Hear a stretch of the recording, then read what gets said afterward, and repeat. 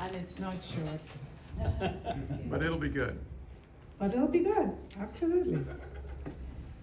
So, as we begin, let's all inhale once. And as we inhale, say the words, God, how long? God, how long? And as we exhale, justice is coming. Justice is coming. God of solidarity, thank you for being a God who enters the suffering of the world, who doesn't run from those in pain, but rushes to the sight of blood and tears. Release us from those empty cravings for unity that come at no cost to the oppressor. Lead us towards spaces of costly advocacy.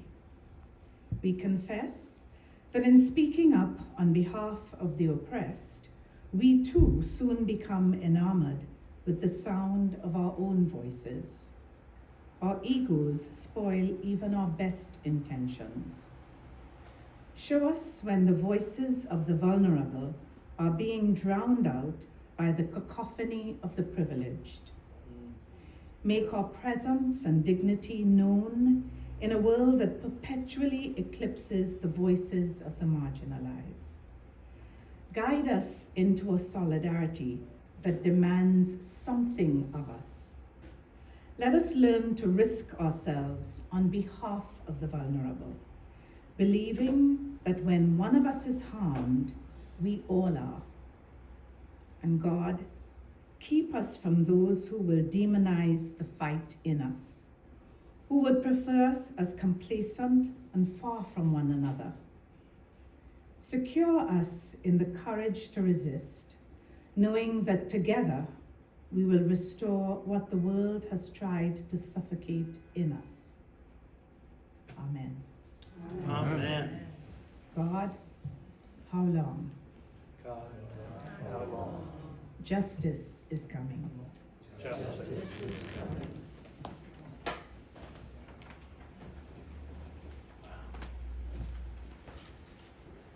Thank you so much, Gail. And thank you all, every one of you, for coming tonight. As I look around the room, I'm reminded of the words of the poet, the Sufi poet Rumi, who says, "Ours is a God who turns dung into flowers." And I can't tell you how many folks have approached me and Daniel and other parish leaders in this last 6 to 9 months, full of despair, full of overwhelm, full of a sense, as an individual, I can do nothing. And then Lionel was arrested. And all of the pent-up frustration and anger and sense of hopelessness transformed into, what shall I do?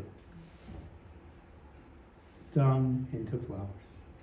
So I'm so excited to be here with you tonight, and just want to thank all of the groups that have helped us to put this meeting together. It has been a crash course for those of us as leaders here at St. Paul's to respect and get to know the real leadership which is on the ground in Norwalk, doing the work of advocating for justice for immigrants. And it's put us in a very good position, because as we begin this series, we can draw from an amazing variety of voices of the people themselves who are most affected. And we can use them to bring us up to speed in what we need to know and what resources and training we need to act. And so it's put the parish in a different stance now, and I couldn't be happier about that. Tonight is divided into several sections. The first section, as you look on your agenda, you don't even need to look at it, is what do we know?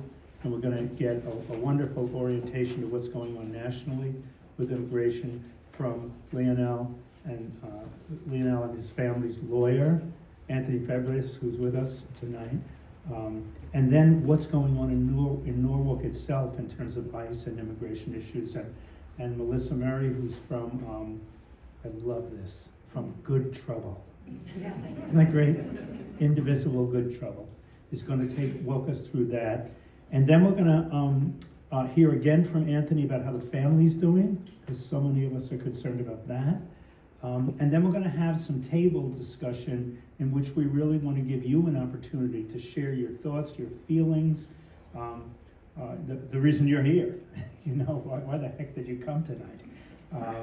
And then to think about what it is you really need to move from faith into action. So that's the whole program tonight. We'll take some detailed notes and we'll use your wisdom to communicate where we go from here.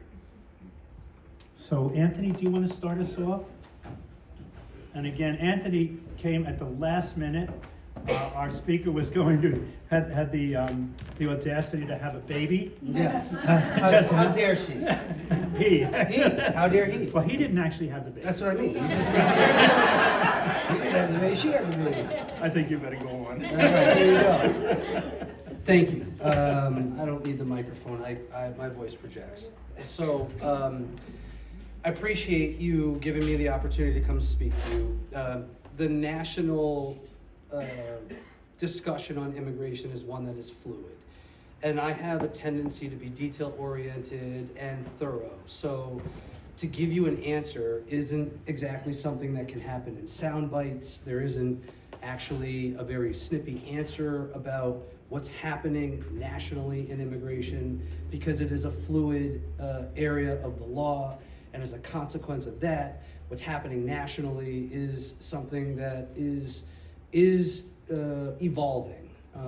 I think I can share with you that for people who are in need of immigration benefits, and I say it in a very careful manner because people come to the United States for a variety of different reasons, and they come seeking a variety of different benefits for different reasons. So depending on what the manner in which you're seeking the benefit and the benefit you're seeking generally has impact on how the process is playing out nationally.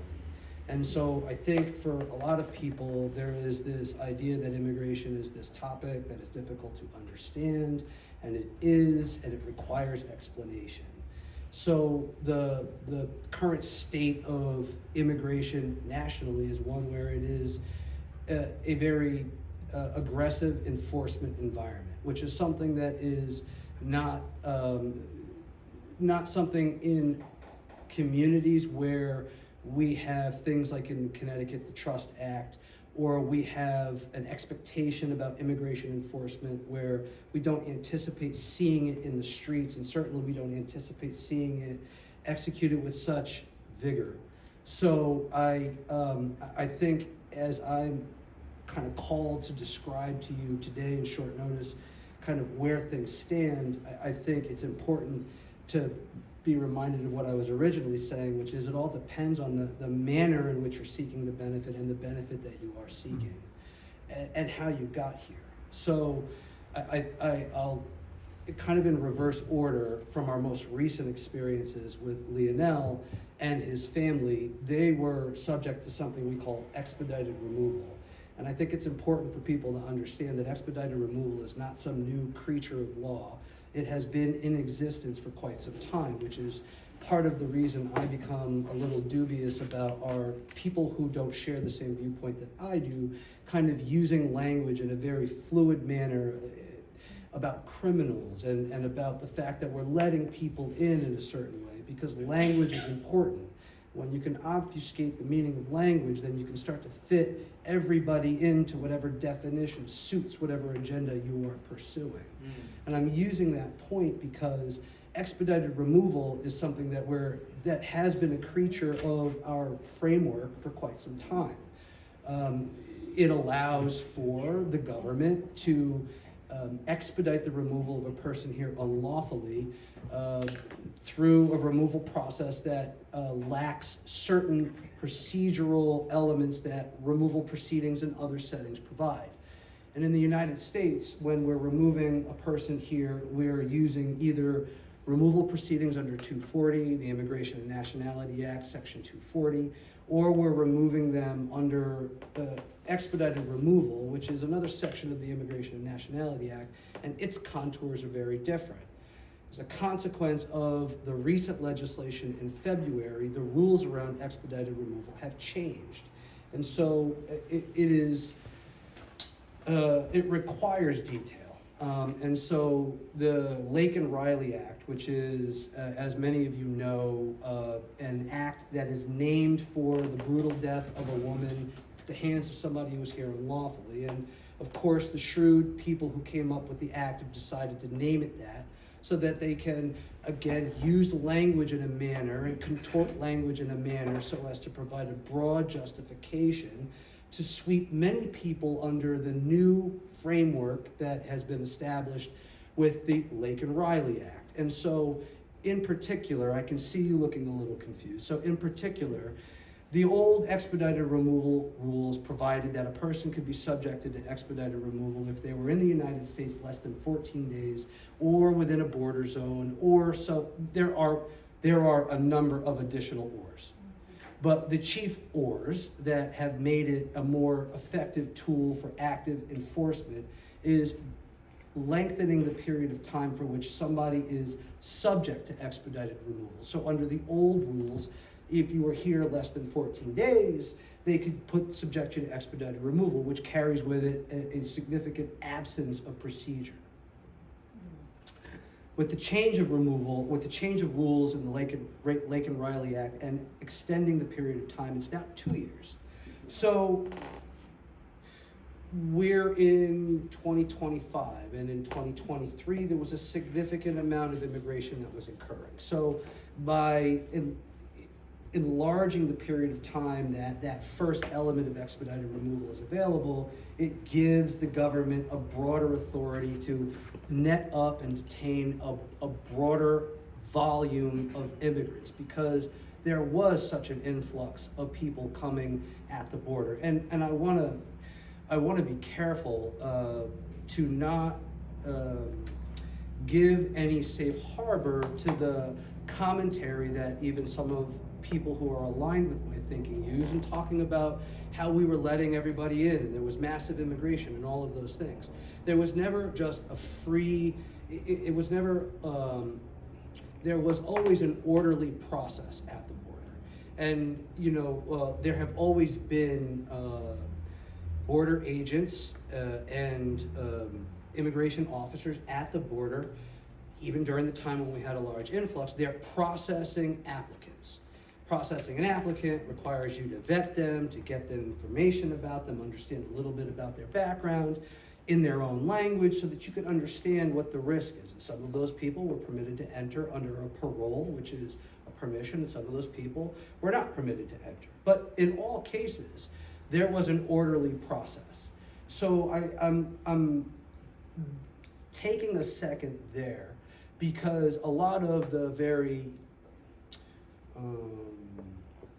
looseness with language talks about the flood of immigration and how the border was lawless, and that was not the case. And if that line of thinking can perpetuate itself, then that starts the discussion about criminal aliens, and everybody's a criminal. And it is important to note that words matter, and this is why I'm taking a second there. So at every turn and opportunity where you hear people who disagree with you, it's not, you don't, I think, bring anybody to your side by openly challenging them. But I do think that if you insist on the proper use of language, then you deprive other people the cover they get from using language in such a fluid and nefarious way. And what I'm talking about is this idea that a person who's here unlawfully equals a criminal, and that is not the case. As an attorney, a criminal is somebody who has violated the criminal statutes. And there are gradations of violating the criminal statutes. You can commit a felony, you can commit a misdemeanor, or you can violate the criminal statutes in such a manner so that you aren't carrying a criminal conviction. In fact, you're not a criminal. So when you roll through a stop sign and you commit an infraction, I'm a criminal defense attorney in the state of Connecticut as well. So when you roll through a stop sign, you've committed an infraction of the criminal code. and when you plead guilty to it, you haven't been a convicted criminal. Yes, you violated the code, but you're not a criminal. And I'm making that point because immigration is civil law. And when you violate the civil law, you are committing an infraction. But when you're able to use language in a way that everybody who commits an infraction is a criminal, then you blur the lines between what is expected on how you treat criminals versus what is expected on how you treat people who have committed a civil infraction. And it creates space for people to engage in law enforcement, to engage in excesses under the guise that they are getting criminals off the streets. And I want to take a second there, because I don't think anybody in this room would suggest that we want criminals on our streets. I like an orderly society. I am a former Marine. I prefer that my society works the way I have committed to it. And so that means that we want law enforcement to be able to do their job, but we want them to do it in a manner that observes the rules and observes the professionalism that we expect. So I wanted to take that detour for a second, because I think as we talk about the national situation, and I dial back out to bring it back to the national situation, the national situation is in flux, and it is very difficult for people who are seeking an immigration benefit or trying to avoid aggressive immigration enforcement. It's very difficult in this very fluid environment where language is being used the way it is and the laws are being newly interpreted to give you sort of a one-size-fits-all answer. I think what I can tell you is that given the recent legislative changes and the influx of money that has been afforded to this law enforcement agency, I think that what I can tell you is that I expect things to get worse before they get better.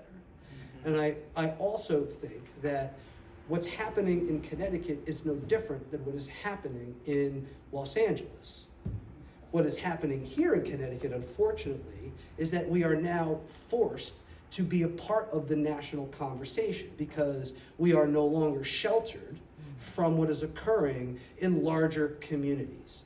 Because of the influx of dollars and the available resources and the current attitude towards enforcement, what we can expect is more in-your-face enforcement. And so what's happening nationally is in flux, and it is coming home to us because with the additional money and resources, it is now in front of us on our streets, tasing the members of our community.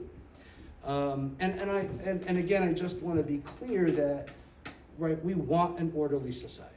So the challenge nationally is, how do you insist on your rights when the legal framework is set up in a way that has created an environment where this alternative avenue to removal exists? As an attorney, there is little I can do. I'm not a legislator, and I certainly don't have 51 votes in the federal legislature to be able to affect a change in legislation. So what is important to note nationally is that things are in flux and that they will get worse until they get better.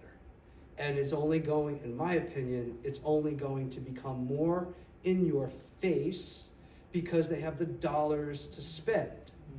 So there's a lot of other things that I can say, but I want to be respectful and mindful of the other speakers. And, there's a lot of additional things that I can add to this. But from a national standpoint, I would just say generally, it is a very aggressive enforcement environment for the reasons that I just provided to you. Any good places you could point us to read, to keep learning, to, just for general information? Excellent around this? question, Father.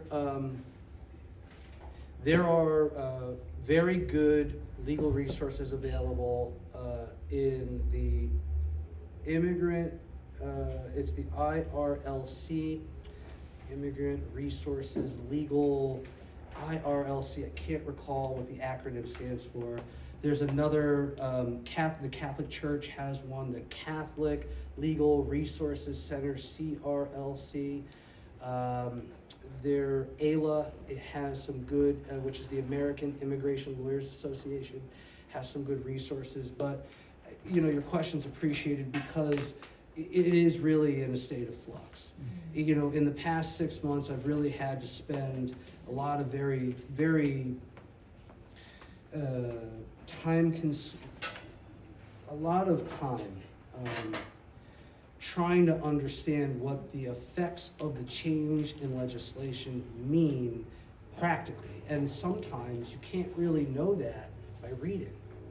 Right, the family for Lionel. I mean, as an attorney, my experience isn't, my value isn't, and my education and knowledge isn't necessarily what I learned at school so much as it's that plus what I've learned out in the field, helping people. So, because this is a fluid area of the law, I give you those resources because they're practice advisories, and what that is the collaboration of different lawyers from across the country, putting free information together out there for us to consume and use.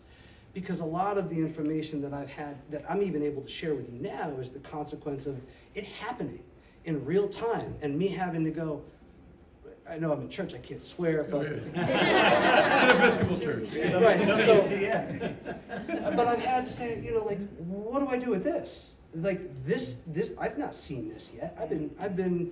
I have been an immigration attorney. For background, I'm a half Italian, half Puerto Rican. I'm a practicing attorney in Connecticut since 2017. So it puts me at 8 years. My law degree since 15. My wife is Brazilian. The immigrants in my family are the Italians. So, it puts me in a pretty unique perspective. And I grew up in a working class community on the east side of Stamford known as Fairlawn. And so that has given me a lot of exposure to people of different backgrounds and races. So I'm kind of giving you my background because in line with the resources, sometimes the only way that I've been able to figure out what the answer is by finding out what happened to other people as it's happening to them. And so that's in part what's happened here. Thank you for giving me the signal there. No, that's great. Anthony, thank you so much. I think what we're gonna do is, resources are important. Daniel, can you just say a word about what Marcia's putting together in terms of a resource collection? And then I want to alert you to 2 other things that we have for you. So, Yeah, it's early, but I just compiled it today. There's a section on all the news articles that have come out, including one that just happened yesterday. He was interviewed by Telemundo, which is the second largest U.S.-based Spanish language news outlet, but interviewed from Mexico. So you can kind of see him free, and he's not backing down. And so there's that, and everything else will be there. And then we'll have a resources section, which is everything we come across that can be useful to connect and plug in deeper. and if you want to dig in sooner rather than later, if you look at your agendas, there's 2 QR codes on the bottom. Yeah. One of the QR codes is a link to an excellent, what's called the Immigration Action Toolkit, which has been put together by the Episcopal Church Public Policy nationally. And it has link after link, which will answer all of your questions about what other churches are doing, how to make your church a sanctuary. It just goes from A to Z, and they've done a terrific job. That's this, and it's one of the QR codes. Another one, and Father Daniel grabbed this one, is there's a code that is what's going on now. And you'll see this here when you open it up. And there's an observer training for ICE, which is next week. There's called the Governor Day, accompaniment training. So there's a lot going on in Connecticut right now to prepare you to act in a way that you feel is safe and is sort of well tested. So those are 2 resources you can go to right away. So what I think we'll do is, Melissa, why don't you take the mic? Anthony, stay close. What we'll do after Melissa's done is, or maybe Anthony, why don't you just come and tell us a little bit. Most people here know Lionel. He's been here for almost 10 years, beloved in this community. Could you just give us an update on what's going on with the family? No problem. So So, he was arrested on a Friday morning, right? So that was last Friday. He's back in Mexico, as you all know. Well, no, say a word about that, because I think a lot of people. No, they don't know? They only knew that he was in Plymouth, Mass. Roger that. And so Okay. they don't know what happened So after that. he is now safely back home in Mexico. That is the consequence of a couple different things. But he is safely back in Mexico right now. Not deported, he left on his own? No, he was Or deported. he was deported, so Absolutely. no entry, no reentry. Yeah, so no, he's, it will be at least a 10-year period and depending on, at least, because he's now subject to an order of removal and there's more contours to that to be sure, but, you know, he'll have to have permission to reapply, so I would anticipate probably about that period of time.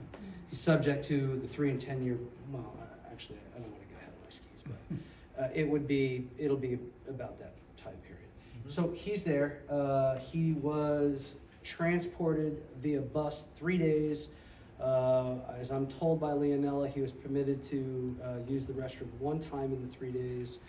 He was shackled while he was on the bus, and on the bus from Plymouth to Port Isabel, Texas, which is where he next appeared on the locator system after he had previously been in Plymouth.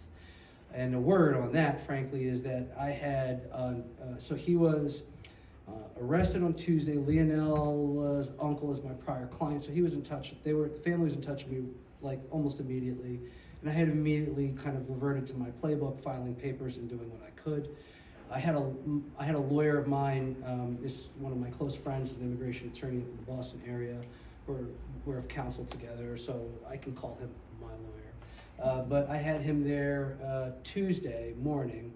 I'd spent Saturday and Sunday trying to identify exactly where he was going to be. Once I had a lock on where he was working with Senator Murphy's office and Chris Murphy's office to facilitate some of their services. I've worked with legislative officers before, and they're sometimes helpful. So I was able to put a lawyer there on Tuesday, and my friend Brendan was there, and he was told that he wasn't there when in fact I've learned now after the fact that he was. So there's a lot to what has to be said about this that isn't, I think, neatly packaged into the time that is frequently allotted for this discussion. But I will tell you that part of the thing that really is very offensive for me as an attorney is that, you know, I expect the system, at least as it comes to attorneys, to work, you know, the way it should. And it, you know, this is, for me, I was really living through in real time the government actively preventing me to have from access to my client.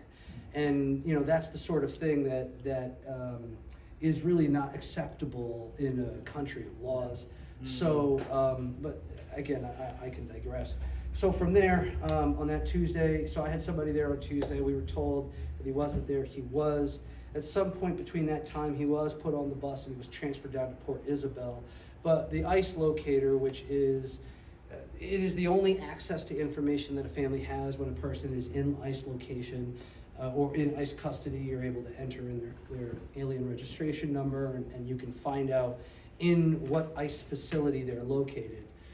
The complication with that is that, you know, it's run by the government that is also actively engaged in its own agenda. So, you know, the publicly available information provided to us showed that he was in the Plymouth County House of Corrections. But in fact, you know, well, I don't know where he was. How about that? I don't know where he was. You know, so they told us one thing. I find out after the fact that he was there when he wasn't, and I'm only learning this because he's there, able to now be free and give interviews. So he was transported down there. I started to get real information from an emergency officer at the consulate of the government of Mexico. I was able to work with them directly, and they were able to provide me some information. And I was able to learn that he had been transferred down to the Port Isabel Detention Center. And then from there, it was pretty rapid. I mean, I think he had arrived there on a Saturday, and then he was across the border pretty quickly.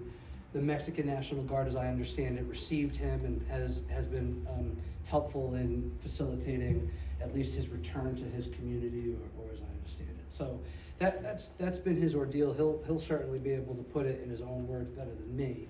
But that's from the work that I've been involved in on behalf of the family. There's more detail to it, but that's in high strokes kind of what's happened, and that's where they are. The Judy Udovina, she's taking a trip down to go see him, so he's going to get to see his wife. He's going to get to see his daughter, and Leonella has dutifully remained behind to help manage the affairs, and I've been working with her and the rest of the family to help them kind of be organized in a lot of this. So. Great. Thank you so much, Anthony. It's so helpful. Yeah, happy to help. Thank you. And yeah, thank you. Thank you. Melissa's going to present now, and then if we have time, we'll take some questions, and both for Anthony and Melissa. It's a little tough going after that because my heart was just in my chest hearing some of that news. So thank you so much for all you do. It's moments like this, I don't have oftentimes to be in contact with an immigration attorney, and then this has just brought into focus how important it is, this area of law, and I think we're all so grateful to have people like you who are so dedicated to it, so thank you. I want to give you a little sense of what Good Trouble does and to understand the activism that's going on right now in Norwalk to help you just kind of be more involved and navigate the situation. I have Jen Ballier and Romney Donald here, and I'm actually going to invite them to come up. Be kind of quick because activism is really different for everybody, actually. It's really kind of where you are in your life, what you have the bandwidth for, and we all come from different standpoints. So Good Trouble, so I'll just back up. Good Trouble came together just as a very casual group when Trump got in office. So I can't believe it's only been a year. It feels like it's been 10, quite frankly. But in January, a friend was upset, wanted to meet at Eco-Evolution for coffee, just to talk. We invited some people on our distribution list and thought it would be 10 people, and the store practically was filled to the brim. I think we had 50, 60, 70. I mean, it was just standing room only. Sarah Lopez from Chris Murphy's office heard about it and came, and so we started off as this group that had no formal structure, and very quickly we learned that we had to have a formal structure. We became an indivisible chapter. Part of the reason we grew so quickly was because we reached out to many other activist groups and nonprofits that might want to get together and share resources, and so we're really a big tent. It isn't a people of one opinion or it's people who really just wanted to fight the Trump policies and the things that we were seeing. So with that being said, for example, Jen has done a lot of rapid response, which I haven't. So she's also part of, how do I say it? SNUI, which is Stanford Norwalk United for Immigrants. So, and Romney Donald, she also has her own activism. Your group is? So I run a page called Black Voices for Empowerment in Progress in Norwalk. So together we do all kinds of other activism. This new focus, unfortunately, has fallen in our lap. So we're not experts. We are people who postcard and organize and throw rallies and learn as we go. And I say that just to make it really accessible to anyone who wants to join us or join other organizations. We also are, as an indivisible group, there's kind of an activism, what we call insider-outsider strategy. There's groups that are, more out there and doing real boots on the ground kind of activism. And then there's sort of insider strategy, doing a little bit more collaborative work locally, and both have a place. And we can actually really be strategic together. So like Jen does both, you don't have to choose one or the other. They both can work really collaboratively. And with that, Jen, do you want to say something about your experience with rapid response? Because you've been doing more of that than I have. Thank you. I'm not a public speaker. I'll start with that. So, Yeah, I'll just share my own experience. Let's see, where should I start? I just wanted to lend a hand wherever I could. I'm pretty available. I have kind of a unique role in Norwalk personally, so I'm able to respond quickly. So I did sign up for one of the to be a moderator at the Stanford Courthouse. So I don't know if all of you know, but our Norwalk Courthouse is currently closed. And so our immigrants, when they report to their immigration hearings or appointments, they're actually going to the Stanford Courthouse. And so that's where a lot of ICE is, that's where a lot of this is kind of happening. So we do get notified when there are appointments. And so the groups like SNUI, like Melissa was saying, will let the volunteers know, hey, there's an appointment tomorrow. And so we want to have people to escort them into the courthouse. And so they have just somebody there. A lot of times they're alone and it's really scary. So they can have somebody just to sit with them while they're waiting. I didn't do that role. I did kind of like a monitoring outside. So we have people and they trained us, so we stay on the sidewalk, we stay in public spaces.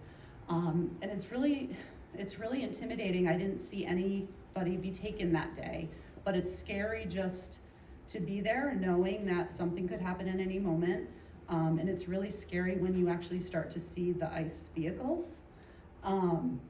My father was at Woodstock and he's been kind of a protester his whole life, so I've kind of grown up in this, so he's very well aware of the world and what happens, but he even asked me, you know, what do they look like? What do they wear? And I said, it's like all the videos you've seen. And again, I didn't see anyone get taken, but I saw the cars, and they're all different cars because I guess it's their own vehicles that they just tint the windows. They're completely tinted. You cannot see in them at all. A lot of times the license plates are tinted. If they're not tinted, the license plates, we keep a track of the license plates. We keep track of the vehicle, the color, what time they were, where did they go? Did they go into the parking garage? And really our role was to do that, was to just keep really good records of who was there, when they were there. And if anybody did have an appointment, our role was to notify whoever was inside the building so that they knew that there were ICE agents outside. We're gonna try, we had a big call just the other night with all the kind of active response groups in Connecticut. I think there were probably 5, so there were groups in Bridgeport, up in Hartford, all different areas of Connecticut. So we're really all linked in with each other. And we asked if we could have a rapid response here in Norwalk, because especially with now we're having these situations here in our own town, it's easier for some of us to respond quickly to go to Norwalk. And so we're putting that together, or the group SNUI is putting that together. So I think you have our contact information on here. Melissa Yeah, might go yep, through right. that, but yeah, I think that's. Thank you. Yeah, I just wanted to add, on this sheet that you have on, it's gonna overlap a lot of what Daniel and Paul put together. But these are what we're working on right now, and just to let you know where you can access activism right now. One thing I would point you to is the 5 Calls app, which is something you can download to your phone, and it provides updates on what the news cycle is and what the top issues are. And you can imagine there are a lot of immigration actions on there. And what's nice about it is it gives you the phone numbers you need to call for your federal representatives right there, and scripts. And so if your time is limited, if you're a working person, it's a really accessible way to do something really impactful and meaningful. So there's the opportunity for rapid response or observing, but these other strategies are still really important. I talked to Ileana Zuniga, who's Latinos Unidos, and she did ask me to mention that the #1 thing they need right now is support for mutual aid, and they need financial assistance because people lose their breadwinner. So obviously food and other things are really appreciated, but financial aid for housing is most important right now. I also wanted to mention the Norwalk Community Services Hub. It is There are links here. There's a number you can call if you know someone who needs help. It's a good place to call and get resources in the community for housing. And then I think you'll also see Husky for Immigrants is an activism group to get healthcare activism for immigrants. And there's some surprising partners in there. Planned Parenthood is also a partner because it's healthcare for all the needs. So please look into that. And then there's the link for how you can join Good Trouble. With that, I think that's all we need to mention. Sorry. Hi, so I'm Romney. I just want to say hello to everyone while I'm here. I'm not really good at, I don't really like public speaking. I'm gonna be honest with you. But I think it is important to have representation here. Like I said, I do run a specific page on Instagram that is specifically for awareness for the Black community in Norwalk specifically. And it is important that we recognize what this room looks like today. It's majority white people, right? So that's honest. And so that means you have a set of privilege, and I want to encourage you to use that privilege because there are people who don't have that. Advocates, I call myself more of an advocate than an activist because it is something that I'm very passionate about. I'm also a licensed therapist. I work 2 jobs, so I'm part-time licensed therapist, full-time I work in tech. I'm also a parent, so I wear many hats, but then I'm also very active in our community because I find it very important to provide resources to underprivileged communities. And because I am a minority, I do want to, like I said, encourage the majority to speak up, put yourself out there, be bold, use your body, use your voice. A lot of us are very burnt out from what we've been doing forever. And it is important to use certain terminology that could trigger people, but these are all systems of white supremacy. What is happening right now is because people have come to this land, they've taken over from indigenous people who lived here, set up rules that only benefited them, then had chattel slavery for 400 years. The people in my community have not seen any type of reparations from that. We're still trying to play catch up. So it's a very emotional thing. But I think it's very important for you to see, right? Like I think in my community, there sometimes is a battle where people feel like this is not our problem, you know? And I do want to remind people that I'm not in the Haitian community, but this has also impacted Haitian people significantly. And we can't forget that it's also impacting them too. And other communities too. So I think, you know, I just wanted to kind of call that out because this is not something new. It's just on a larger scale. It's just under a magnifying glass. And just like the lawyer said, I'm sorry, I want to get you, Anthony. Just like he mentioned, you know, this is gonna get worse.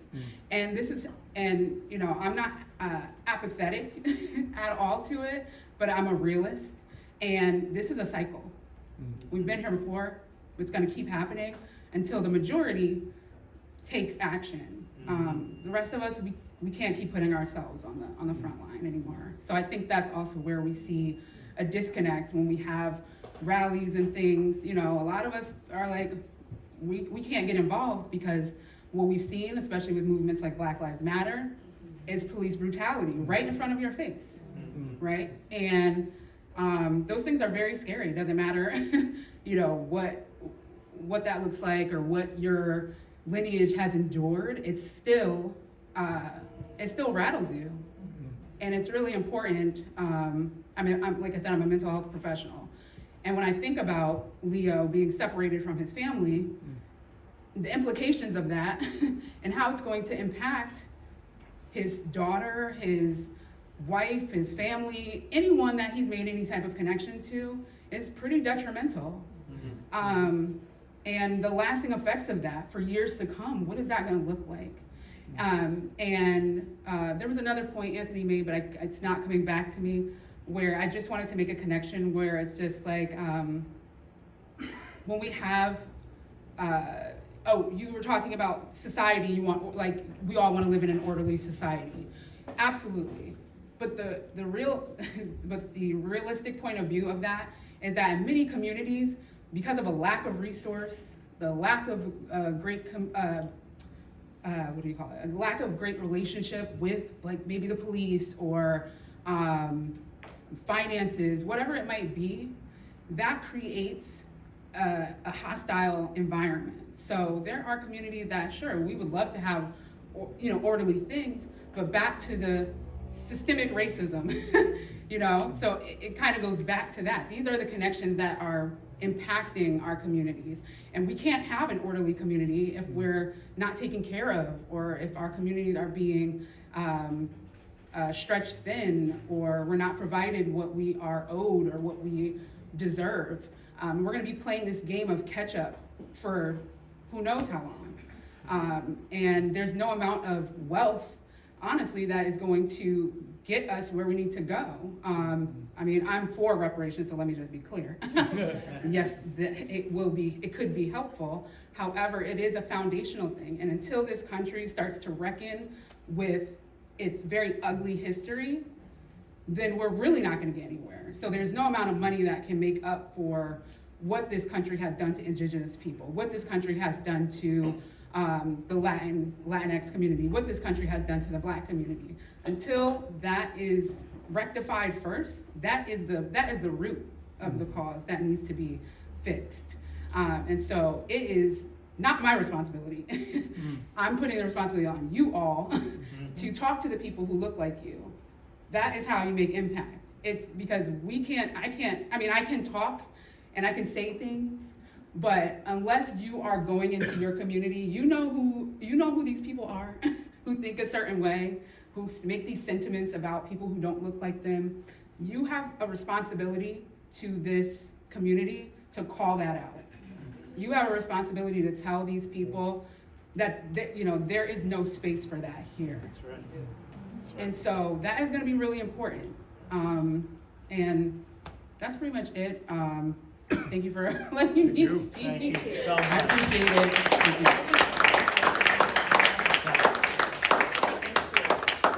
If anyone has any questions about the forms, but I think we wrapped it up really well. I was going to go over, but we're going over our time into how to find safe activism, but I did make a list on our forms that I've shared on the groups that are really well known here to be indivisible groups, the Resistors of Westport.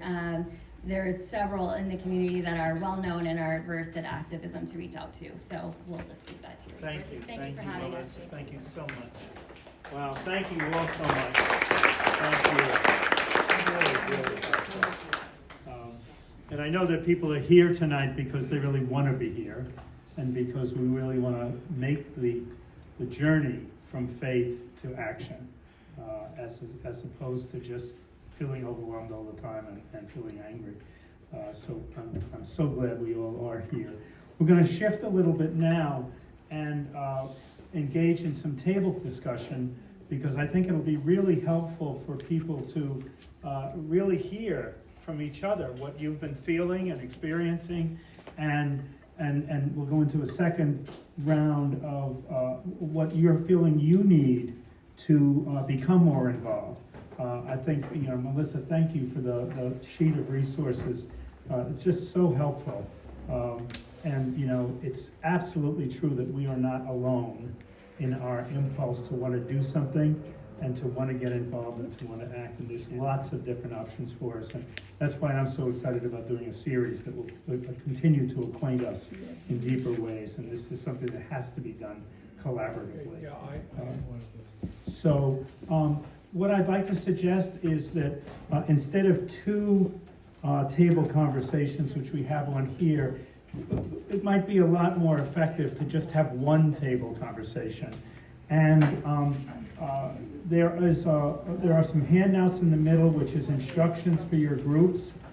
And the first thing we're going to ask you to do is to choose a facilitator, somebody who can keep the conversation going along and keep your eye on the clock. We'll go to about 8:20. in the small groups. And then we'd ask you to also select a reporter. And what'll happen is at about 8:20, the reporters will get up from each table and they'll tell us what happened at their table. We were originally going to use a bunch of Post-it notes. That's too complicated. The reporter should just take notes about the main themes that they're hearing coming around. So I would say divide your time in two 10-minute segments. The first 10 minutes is to open-heartedly and vulnerably and bravely, courageously say why it is you're here. What drew you to give up this night and to embark on a journey in which you want to move into action in this community? We've done a ton of education in the last years at St. Paul's around anti-racism and looking at every group in America who's been horribly disenfranchised and treated so badly. And the constant thread at the end of each of those sessions has been, okay, how do we move into action? And this is one way that has been handed to us in the most unfortunate way, but it is a way that we can do that. So why am I here? How am I feeling? That's the first 10 minutes, and you can simply go around in a circle, and the facilitator try to keep that to about 10 minutes.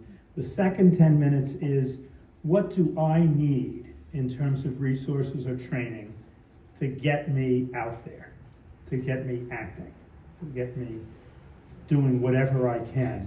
Because you sure have a lot of opportunities, you sure have a lot of groups you could work with. You're not alone in this. And you'll be hearing from a lot more as we go on in our series. So those are the two questions. Everybody kind of got it? Why am I here? What do I need to get moving? And at 8:20 we will end. So choose a facilitator, choose a reporter, and we're off to the races. Thank you. Oh, yeah.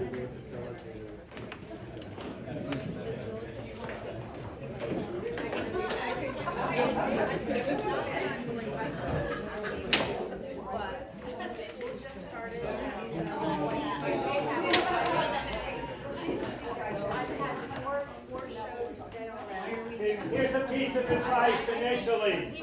Don't take the first 10 minutes deciding who the facilitator is.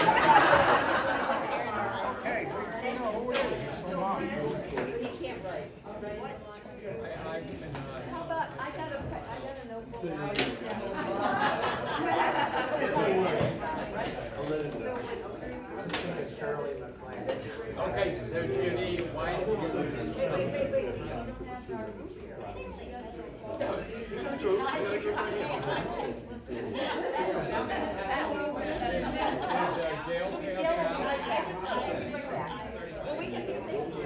Begin without kidding.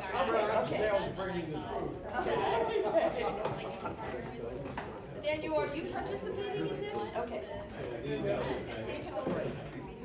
So, okay. So Daniel, why did you come tonight? Other than the fact that you are a pastor.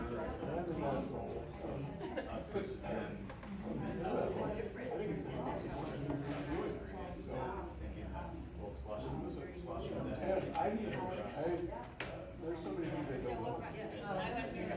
You know we were here to present, so we brought you here tonight.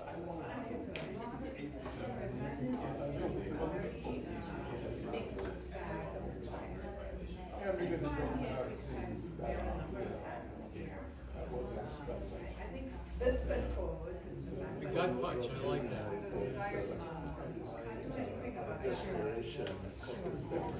Shouldn't be different than seeing somebody else in all of it, but it was.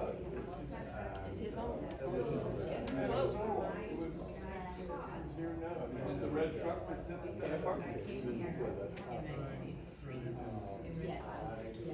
Okay, Jenny.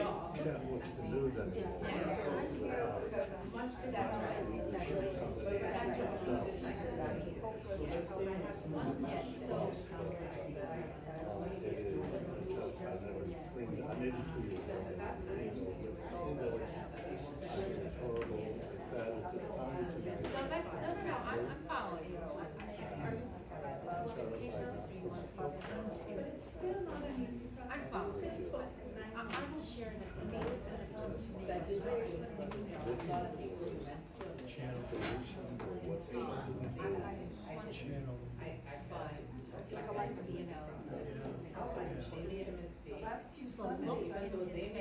Even before I was sitting in church, they made two I am,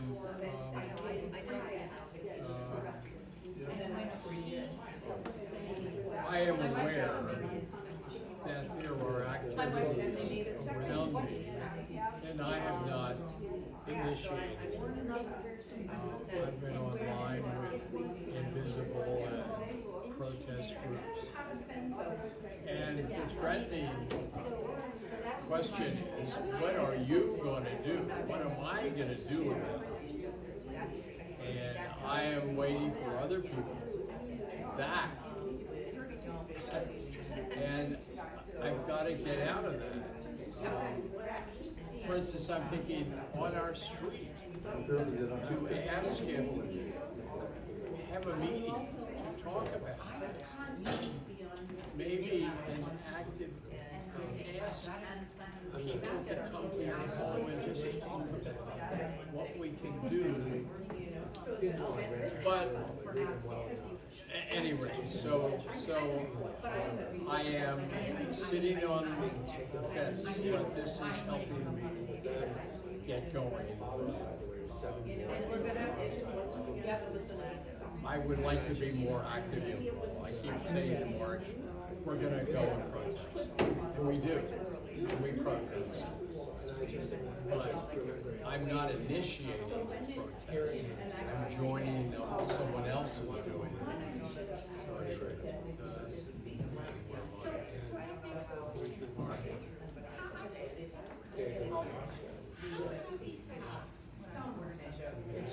I find myself in the sort of society where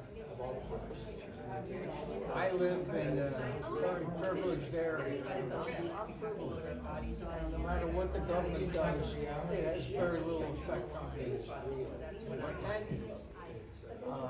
And I'll bring up my favorite pastime, laundry load. I met a lot of people, the neighbors that we support, and more importantly, I met the volunteers from the various congregations, and I find that there's such a similarity in our beliefs and our concerns. So I would like to use that as a means to get people involved and first to get people informed as to what's going on. That they're not the only congregation that's doing something. But there are other congregations. And I've been to many of those congregations, and the commentary is the same. Love and respect one another. That's said, it's a Muslim or a Catholic or a Christian or a Unitarian church, but the Unitarian church last week. And I want to get the message out to all. Because I read an article recently by David Brooks, and he ended it by saying, you know, all these individual organization is fine, but the revolution is only going to come when they're all united, and that's I'm a firm believer in that. Because there are a lot of people of good faith, and we just have to know each other. Every single one of my neighbors hold their kids and educate them rather than makes me feel like they fret really bad, and it's just awful, and you know, everything. It's a cliche, but then you find What you get into is causing But anyway. But it's not helpful. So my ways of my personal things, I'm not a valid person. There's a question of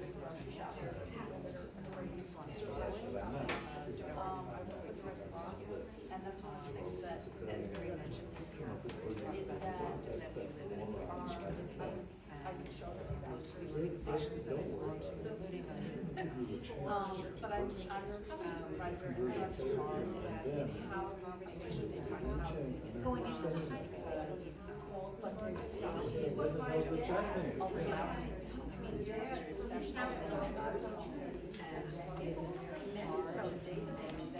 It's about 10 after, so see if we can shift to what do we need resources and training to actually act. Because you are helping to build this series as we move along.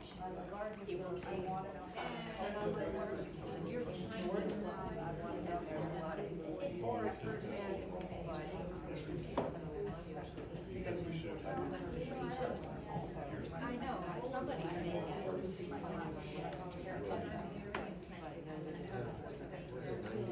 And I just feel. So that's why I'm here. And we have to find our looking right. And I'm here just to get some information. Hands-on, and you can read an article, but it gets lost. Here, just telling that attorney was amazing. Immigration law. That's what and how it's fluid. Parameters are. So our next question, right? That's not okay. How am I feeling? I think we touched on it. No, we did that already. The next question is, what resources or training would help me to become active? That's the real focus. Oh, actually, that's an easy thing to just go with. Yeah. What do I do? That's, we need to know that. So, yeah, for me, Next question is, what training do we need to get at when you build this series? I'm sorry to interrupt you. And unfortunately, Daniel is just taken off. But this morning, I mean, when I came in here tonight, he said, we've got to learn or to say to someone, Daniel, explain what you said about how to open a conversation with people. How do you say that? Because Gail has just said, how do you talk? What we were talking about, remember the learning activity that we're doing there's four. Mind you, we have 10 minutes left. Do not resource. You're helping us build training series. That's a waste of time. And don't put a whole lot of time talking to each other. That's kind of a waste of time too. And just reinforcing the whole. But that whole crowd of people who are either sort of convinced or not quite, or I'm not sure, or sitting on the fence. People sitting on the fence is where you want all your attention. So how do you say that? Okay, so I'm in a dressing room with swimmers. Do I say, I want to talk with you guys, but I want to talk with people who are willing to listen, and to change their mind if they find something. How do you say that? I mean, one of the best ways is I feel like I need to see somebody about something. I've been talking to people who believe like me, and I'm actually feeling like we start talking about it. Start with a conversation and see how far we can get. Daring to share our points of view, and listening. And then there's a lot of other things that there's a lot of books that are what are called difficult conversations, what are called conversations, what are called It's not easy to have, but there's a body of knowledge of how to do it. So you can actually talk through really tough stuff without being that's a little different than getting young stories. I wanted to start doing that saying, we've got a bigger spread than we just have one silent minority. We don't dare open their mouths because they just feel like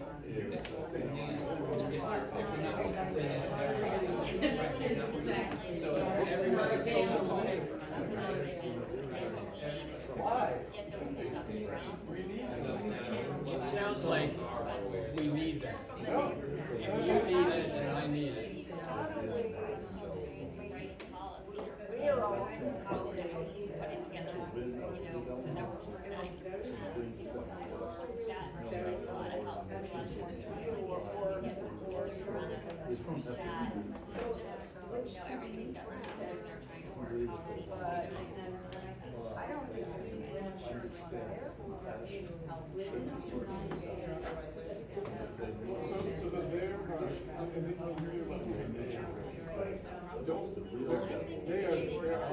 they were not willing.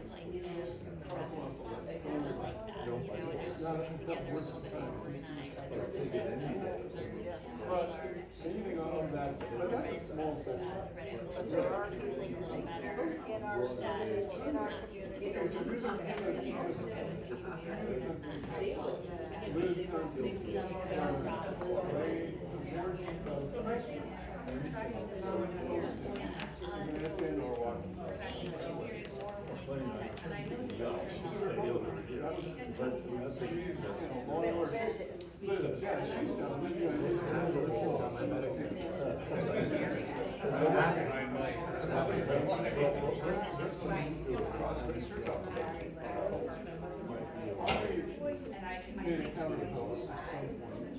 And I can't lose me with that. And I can tell she's listening. She's been affected by just always saying, we live across the street from this guy. It's a custodian. Then she started to do her own research. She didn't change her mind. She's still been there. Mostly she was there. Not to change your mind, so that we also do a new approach of the way people think. Which is going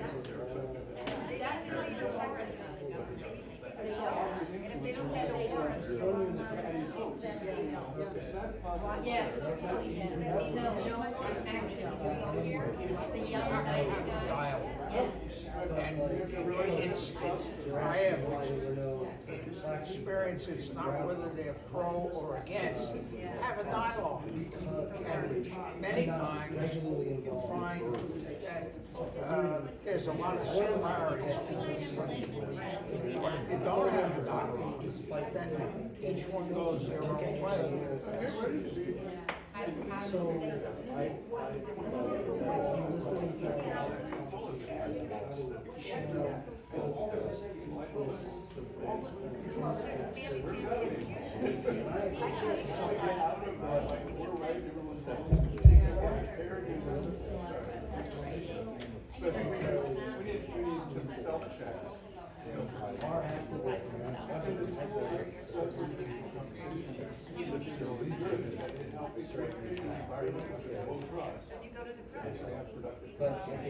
You know, I'm gonna throw out three words. And I don't know what celebrity has said it, but the three words are tell me people want to be listened to. And it's crazy, tell me more, and that possibly opens up the conversation. Just tell me Speaking to the people. I don't care what you say, tell me more. That's, and that is where I stand. Which has to happen. So I don't, right, it's right, so I don't want to, but as I was listening to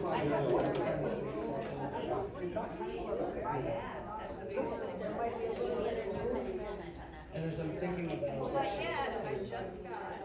I have a history. I have a bachelor's degree in history. So I came here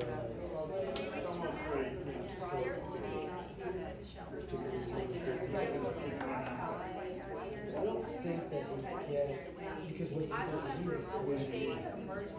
That is the required. No, I don't know that that's the, our delegation, we have a new delegation, right? So like the answer wasn't here, it's how do you project? Let's see if we can wind down now and begin to collect some of the wisdom that we've heard around this table. I don't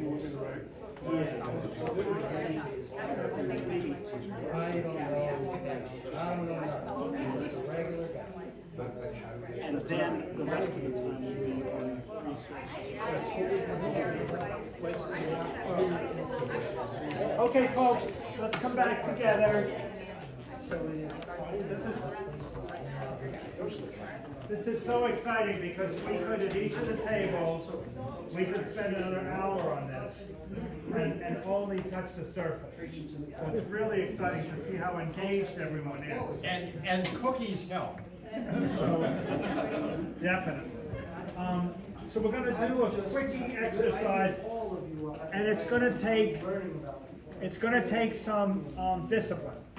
So what we'd like to do is have the reporters from each table stand up, lean on your chair if you're tired, and you're going to shout out, and Daniel's going to write down one-word statements about the feelings that you heard around the table, why people were here.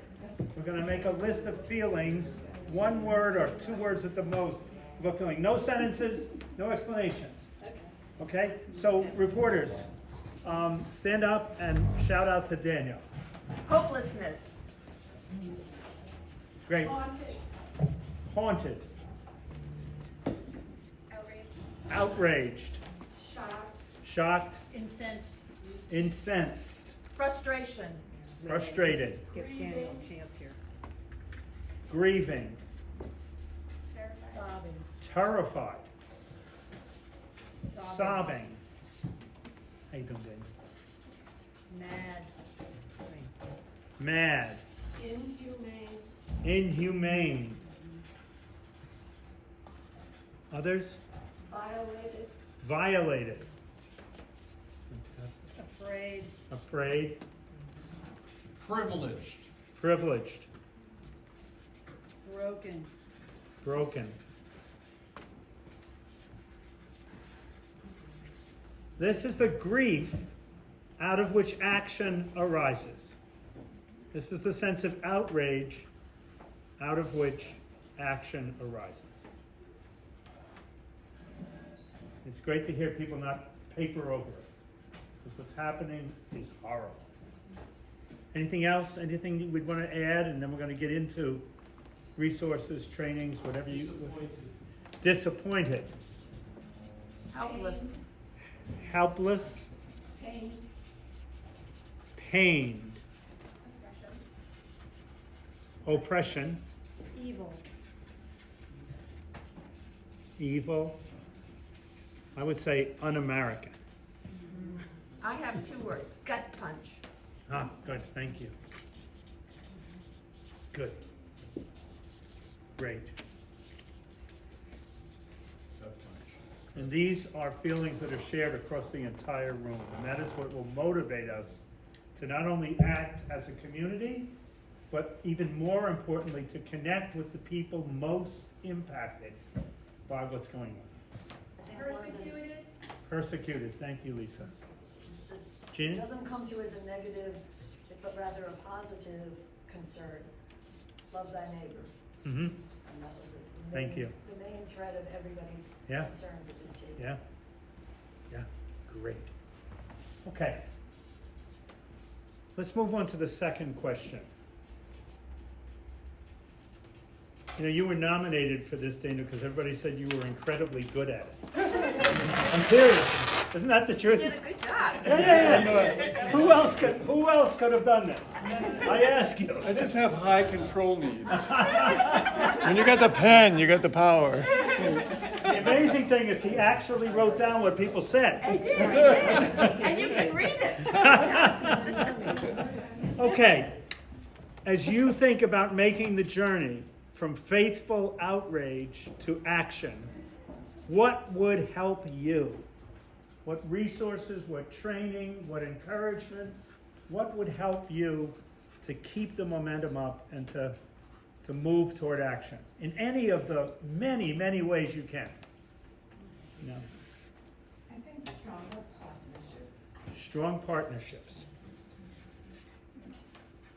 Dialogue. When you're saying dialogue, Marge, are you thinking of a particular target? Well, instead, you have to open up dialogue. You have to somehow create space for a dialogue, Yeah. right? One of the Isn't things that we what we talked, said? yeah, more specifically, we were talking about the need to have training in having difficult conversations. Oh, great, okay. How to talk to people we don't agree Right. with when there's low trust. Let's get that and down. somewhere. Training in difficult conversations. Oh my God, could we use that? Yeah, More voices at the table, more voices at the table. reaching out to community leaders within diverse parts of the city. Connecting with community leaders. Wait, just slow down for just 1 second. Community leaders, connecting with community leaders. Okay, Communication. communication. Do you want to add a word or two to that? Well, local media, but also that we got into about taking what is done in Norwalk and known and in part of our way of life in Connecticut and helping it to be carried forward to areas where people disagree with us. So we can make change. Yes, communicating beyond our own Beyond our own area and our own area. context, absolutely. One of the things here was a script of what we could say Yeah, if confronted, and what not to say. And scripts if confronted. That's so that we're terrific. all, Yeah, don't say something. that goes to Melissa's point of how to do things safely in ways that you're comfortable with. Okay, yeah. How to hold public officials to account. Holding public officials to account. Having a rapid response number to call if you see something that needs help. I mean, is that 911, is it 211? Rapid response number, and Melissa was talking about that to a certain extent. Yeah, good. What else? What would help you, Gail? Wait just a second, folks, just one at a time. Finding different ways of communicating with leaders in local communities, meaning Right. in smaller communities, whether black and brown communities, Mm-hmm. not necessarily I should say opinion leaders, rather than just, depending on the newspaper and word of So mouth is not communicating there. with local communities of color. You know, one of the phrases I heard, Gail, from one of the organizers at SNUI, the Stanford Norwalk United for Immigrants, is the loudest voices at any table ought to be the voices of those most affected. Which is an amazing principle to try to actually live by in a relatively privileged group. What else? I would say humor. Amen. Yeah. Realistic and impactful goals, because the more they shut down our communication, the more it's likely to fall into despair and not seeing the little wins. Realistic and impactful goals. Okay. Paul, one of the things that I haven't seen up there at all, and what concerns me most in conversations that I have with my own grandchildren who wonder about these things, Yeah. and it's not deep, conversation with an 8 and a 12-year-old, and yet there are going to be times when that has to happen for certain families. Sure. There are families that are affected Yeah. every single day. Is is there some appropriate resource or Mhm. a resource to help those of us have those conversations in an age-appropriate way That's great. for our families? Yeah. Children, Resources to grandchildren, communicate with children. great-grandchildren. That's incredibly important. That's incredibly important. Grandpa's the resource. Yeah. I'm sorry, what? So grandpa's the resource. Thank you, but I don't feel adequately prepared. Yeah. And let me just say that, Just that's get my involved. vulnerability, is that Yeah. there are a lot of conversations that I have with my kids grown in their 30s. Well, you think of 40s, all of the inputs to kids at the youngest age right now, and you're one of them. How do you actually open those up and because I dialogue don't around have an it? history degree. And I Yeah. don't, you know what I'm saying? One issue that we did not get into tonight, which is a terribly important issue, is what's happening with the children of immigrants. Attendance in schools has really dropped because families are afraid to bring their children. There's a whole need to bring children to school safely and bring them home, and folks are about it. So without even getting into it at a high level, one of the folks that works with Melissa, what's her name, who came to the first meeting? Diana Carpio? Yes, Diana Carpio, who's on the education board. She's the chair of the Board Yeah, of Education. she was talking about how there has to be a community-wide effort for these kids because they're tremendously, so anyway, that's just one of the wrinkles. So anything else that we want to put on needs? I want to, Daniel, go ahead and then Gail. I think what is important to also know is to know what you don't know. Yeah. Unless you're ready to look for what you don't know. Right. And find out more. Yeah. Then you can't, because to do this work, you have to do it from an informed position. Exactly. And in support of that, this is a marathon. It's not a sprint. We can all just say, oh, this one thing happened, let's go. No. This is an opportunity to really dive deep and change who we are in relation to the rest of the community. Yeah. So I have one, I can just talk about, they have stopped the free and reduced lunches at the schools. Yes. And I know that I've been doing grocery shopping for families that are afraid to go out and go to the grocery store, which means they need even less food at home. I know that we were sending meals home on Fridays to kids for their families to use and the kids for the weekends. I think that stopped.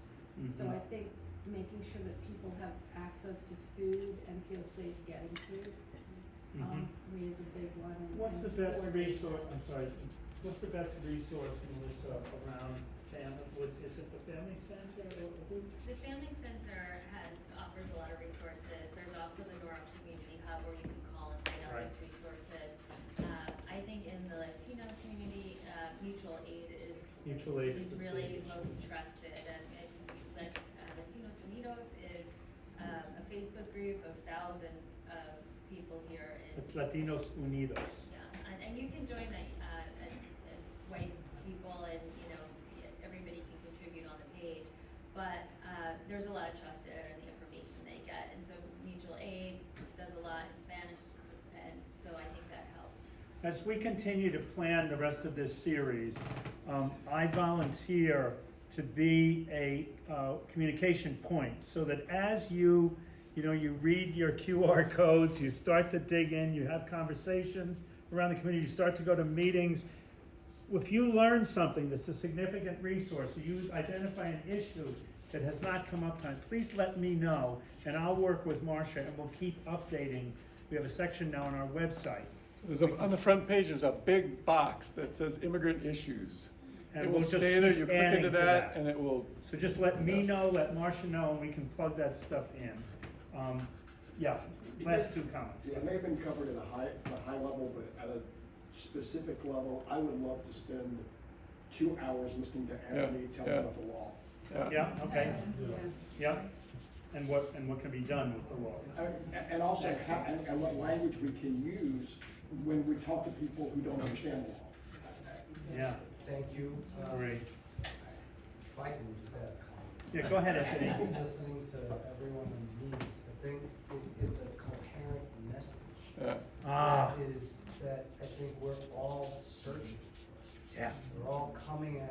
from the same place, the same well of goodwill, wrestling with the same problem from different angles and perspectives. And I think everybody has something to contribute, but there isn't a unified message. Right. Our opponents do well is communicate in simple, unified messages. Mm-hmm. And so I think what, as I'm listening to all of the people of goodwill, there has to be, I think what would serve this effort well would be a unified message about what it is that offends us, Mm-hmm. what it is that we want to see happen. Mm-hmm. And I don't know that it's a script per se, because I can tell you, having written many scripts for things and never followed these scripts, I think that scripts are helpful in many ways, but to your point, I think that a base of a foundation of education Mm-hmm. and a unified message, will help in all of these various lines of conversation. Absolutely. That's something I think we can build probably with your input before the next gathering. The next gathering will probably be sometime, we're thinking in early September, first couple of weeks of September, somewhere in there. As we can get it together. As we can get it together. If you want it to happen, volunteer. Yeah, yeah, Because this is church is a volunteer organization, so yeah. I mean, there's no staff behind the curtain. Is there a way of knowing what ICE is going to do or where they are? that's what people have been talking about community observers and rapid response.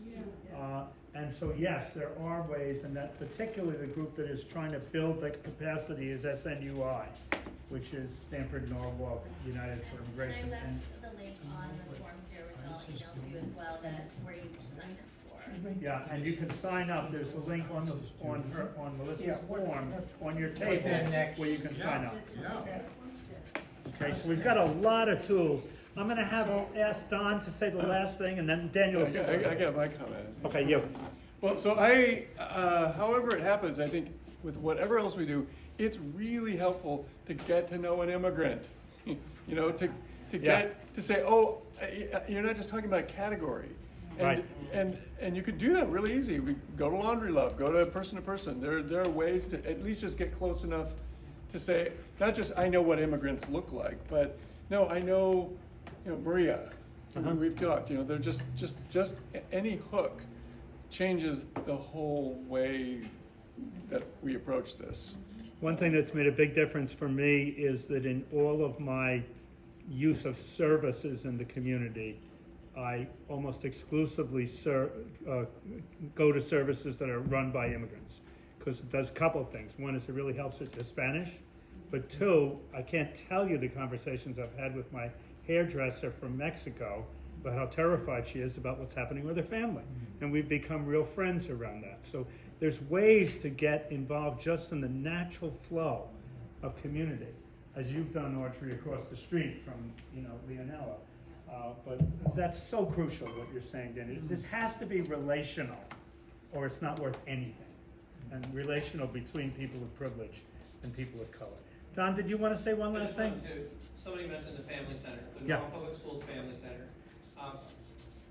The Norwalk Public Schools Family Center, as you begin to meet your neighbors, meet the immigrants that Daniel is referring to, wherever you meet folks, if there is someone who has a school-age child that is just arriving, or a relative is coming, or what have you, the Family Center, located on the other end of the green at 1 Park Street, is a safe place for them to start their exploration of how to register their kids. Thank you. One last announcement. On Wednesday, September 17th, you should write this down because voices are important, at 6 p.m., City Hall is a community meeting on the immigration crisis. Wednesday the 17th at 6 p.m. You should all be there. I'll say that again. Wednesday, September 17 at 6 p.m. And there's not going to be a whole bunch of politicians getting up.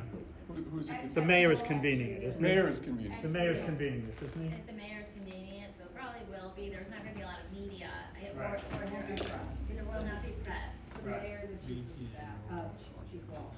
The mayor and chief of police have convened this, so this is the time to make your voices heard.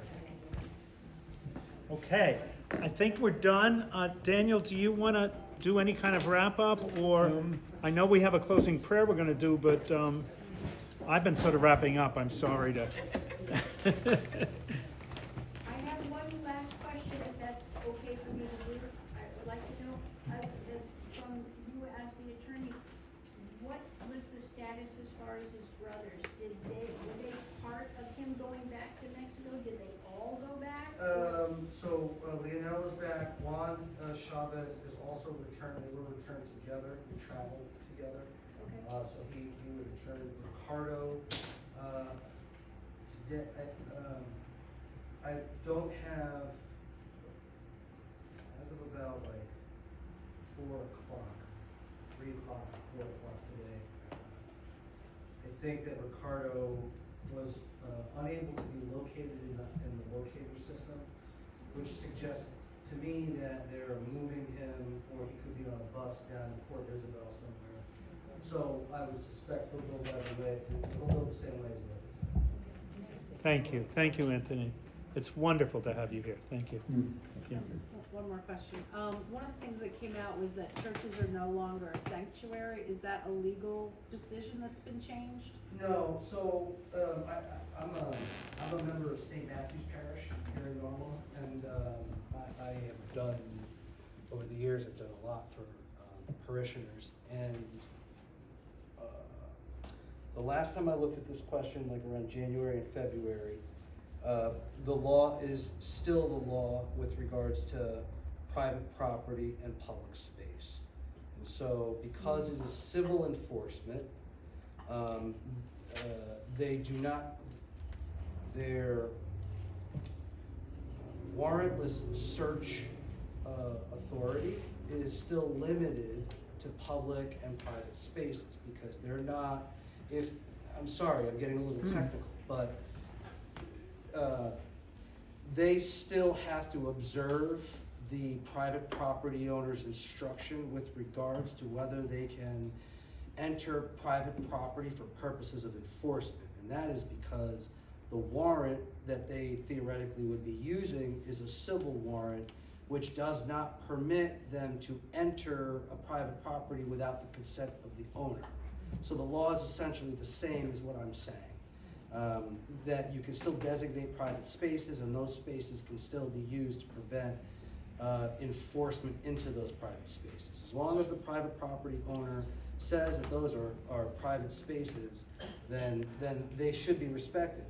Enter the real world, right? So even though you may have a huge sign that says private property, do not enter, and you can be standing there in that lovely frock of yours, I still think that there still is a very real possibility that they don't respect those limitations. Isn't it the case that the difference between a civil warrant and a judicial warrant is that there's a project called the Red Card Project and the Red Packet Project, which we will be letting you know about, but it's a wonderful set of materials that are distributed to people in the immigrant community that tells them exactly how to respond to an ICE visit. There is 2 differences. There are the warrants that ICE serve are not Article 3 warrants, and so They're not signed by a judge. They're not issued by a constitutionally authorized judge. A warrant that ICE uses is a civil warrant issued by an administrative officer who's an officer of an executive agency. And so because of that, it doesn't carry with it the same case law and authority that police officers executing a judicial warrant doesn't give them the same sort of liberties and exceptions to the 4th Amendment requirement against unreasonable search and seizure that you get with a judicial warrant. So it's a lot of explanation there to tell you that the law is still the same, enter the real world. One of the things that's so helpful about these cards is exactly what Anthony just said. If an ICE person knocks on a family's door, the family should not open the door They should say, do you have a judicial warrant signed by a judge? And if they don't, then technically they're not able to enter. And you can't open. Except they have If a you open gun. the door, it's all over. Correct, because then what they will say. And they can Then leave they- their I just, so what they will say is that Yeah. within plain There's- view, there's an exit. There's 10 of them and they all have guns. Premises beyond consent.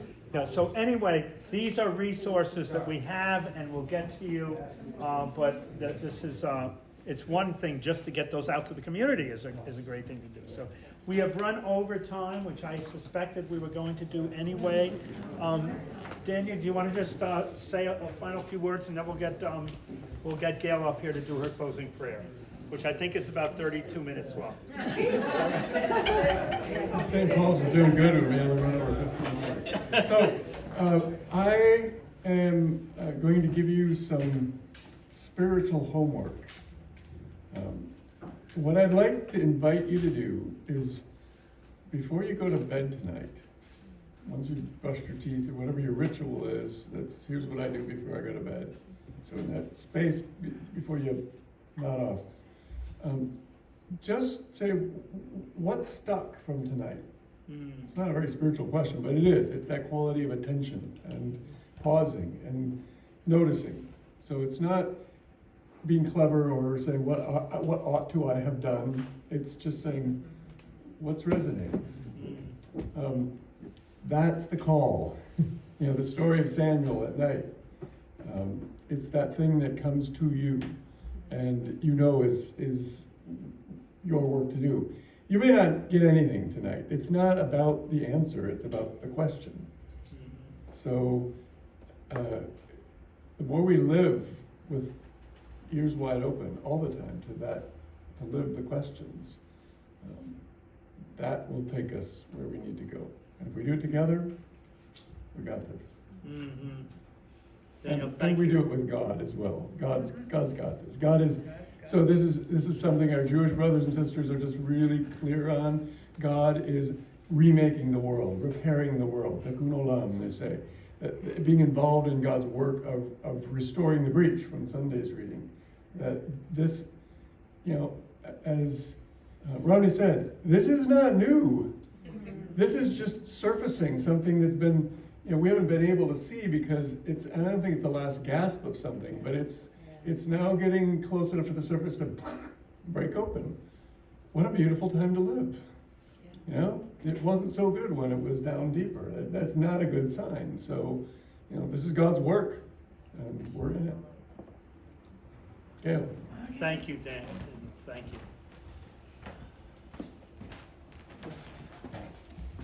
I'm going to close a little bit as I began with that. So let's inhale with that question, God, how long?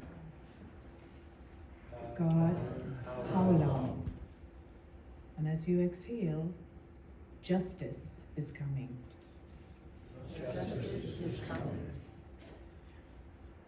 Now listen to the sounds that stir within.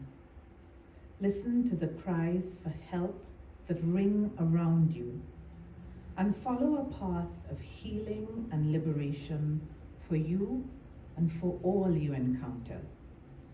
Take peace in the sound of your own voice as you choose the life that honors your truest self. May it be so. Amen. Amen. Thank you, everyone who helped organize this meeting, and thank you, everyone who came. Keep on coming. And thank you all for, we're going to wheel out those racks. You know how to do this, or putting it all away.